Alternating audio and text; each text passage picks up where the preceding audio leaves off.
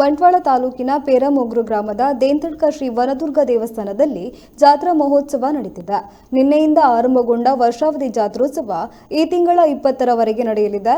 ಜಾತ್ರೋತ್ಸವದ ಅಂಗವಾಗಿ ಊರ ಪರವೂರ ಭಕ್ತರಿಂದ ಹಸಿರು ಹೊರಕಾಣಿಕೆಗಳು ಶ್ರೀದೇವರ ಸನ್ನಿಧಾನಕ್ಕೆ ಸಮರ್ಪಣೆಯಾಗಿದೆ. ರಾತ್ರಿ ಶ್ರೀದೇವರ ಸನ್ನಿಧಾನದಲ್ಲಿ ಧ್ವಜಾರೋಹಣ ನಡೆದಿದ್ದು, ಶ್ರೀದೇವರ ಬಲಿ ಹೊರಟು ಉತ್ಸವ ವಸಂತಕಟ್ಟೆ ಪೂಜೆ ನಡೆದಿದ್ದು, ದೇವರಿಗೆ ವಿಶೇಷ ಪೂಜೆ ನೆರವೇರಿದೆ. ಶ್ರೀಮದ್ ಜಗದ್ಗುರು ಶಂಕರಾಚಾರ್ಯ ಪೀಠ ಗೋಕರ್ಣ ಮಂಡಲಾಧೀಶ ಶ್ರೀ ರಾಘವೇಶ್ವರ ಭಾರತಿ ಮಹಾಸ್ವಾಮಿ, ಶ್ರೀ ರಾಮಚಂದ್ರಪುರ ಮಠ ಹೊಸನಗರ ಇವರ ಶುಭವಾರ್ಷಿಕದೊಂದಿಗೆ ಬ್ರಹ್ಮಶ್ರೀ ಕೆಮ್ಮಿಂಜೆ ನಾಗೇಶ್ ತಂತ್ರಿಯವರ ನೇತೃತ್ವದಲ್ಲಿ ಈ ಜಾತ್ರೋತ್ಸವ ನಡೆಯುತ್ತಿದ್ದು, ಧಾರ್ಮಿಕ, ವೈದಿಕ ಹಾಗೂ ಸಾಂಸ್ಕೃತಿಕ ಕಾರ್ಯಕ್ರಮಗಳು ನಡೆಯಲಿದೆ.